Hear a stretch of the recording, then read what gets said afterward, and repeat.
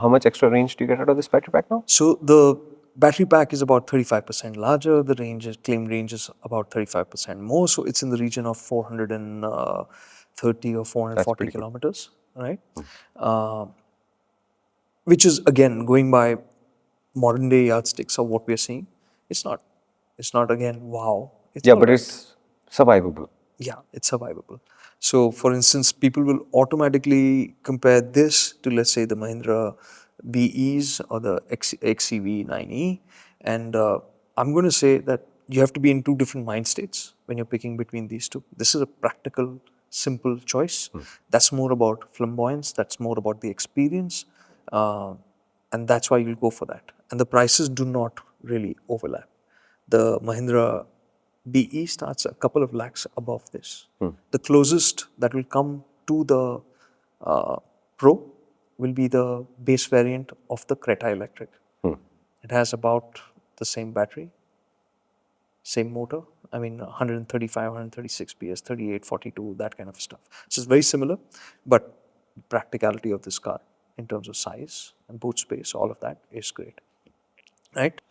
The one step up with the Pro variant is that the charging speed is higher, 60 kilowatts, whereas for the base one is 45. It also gets additional features like vehicle to vehicle charging, vehicle to load, energy transfer, all of, yeah, correct. And it gets a power tailgate. The power tailgate also has a software setting. How much do you want it to open, right? Because if you're super tall, then you can't even reach the. Sorry, if you're not super tall, you may not be able to reach the button. So you can set up the max height of the boot opening. That you can still do from the boot itself by the switch that you have there. I tried it out, so that works fine. You don't have to get to the software to use that. Range is the last thing that we have to talk about.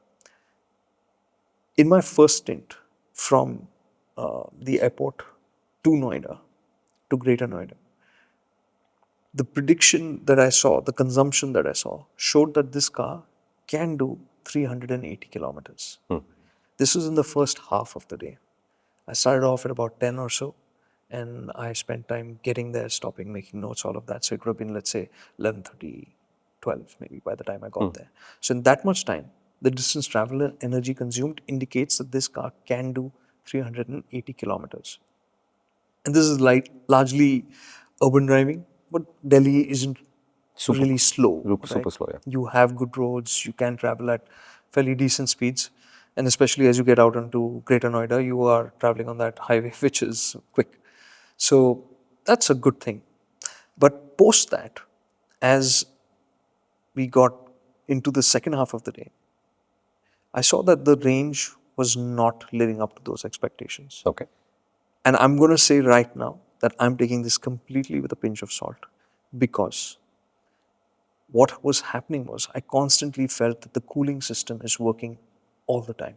The battery cooling system. Yeah. So there's this, I tried to record a video, but the funny thing was I was checking it before doing this conversation, is that my phone was connected to the CarPlay. So the audio from the phone has not been recorded. Got it. Otherwise, you would hear this whirring sound all the time. I was recording it at the engine bay, and you can hear it inside the cabin.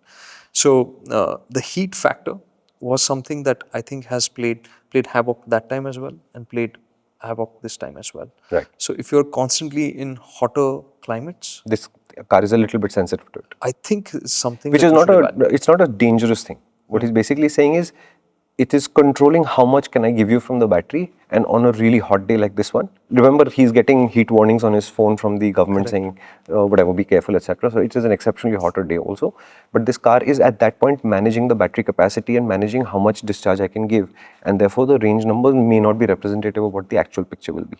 Correct. And if the same car were to come here in Mumbai, where it is raining today, it's a reasonably cool day, there's a nice breeze out, today he would probably get a lot more range because the battery control system won't have to intervene so much. Yeah.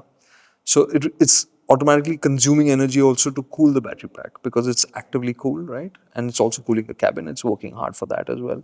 So I think there was more energy draw than what would normally be the case. Or let's say, this won't be something that you'll see all the year round. Sure. Right? But it is something that we will cross-check, but on the basis of our experience with the standard version and what it managed here, and in a variety of conditions, like we were driving it up to Pune, which means going up the Ghat. And I did that. I clocked that as well. The Ghat, usually we discount the Ghat for the fuel efficiency test that we do because it's an incline and it's very demanding on any powertrain. Here we did that also to see how much is the draw in those conditions. And overall, it felt like a good enough pace for you to work with, even for these up and down trips. That's fine. Right? Yeah. So the Windsor EV Pro, finally, the price. It costs about 2 lakh rupees more than the equivalent variant with the smaller battery pack, while packing in additional features as well. So overall, the value equation also of it is strong. It's a car that, again, why I said that it's a family car, happens to be EV, 3-year warranty, unlimited kilometers, extendable to 5 years, unlimited kilometers. The battery pack has a lifetime warranty for the first buyer only. After that, it's 8 years, 1,60,000 kilometers. So a lot of the basics that you need for it to feel like a safe purchase are there. They also have a 3-year buyback program where they promise a 60% return of the ex-showroom value. Nice. So that's something you'll have to pay for. The only hitch in that was that they have a cap of 45,000 kilometers. Somebody buying an EV today, then this becomes a case of somebody saying, I want to buy an EV for the sake of buying an EV. Somebody who's going to be really using an EV is going to be clocking more kilometers than that. So I thought that was a bit of a hitch in that plan, but it's good that, and that is a much needed factor for EV buyers to feel that confidence to put this money down, saying that I don't know what the resale is going to be 3-4 years down the line. This clip is actually from a much longer video, which is on our main channel, which is called MotorInc. Why don't you visit us there? This idea in more detail over there with my great friend Kartikeya. You like him, right?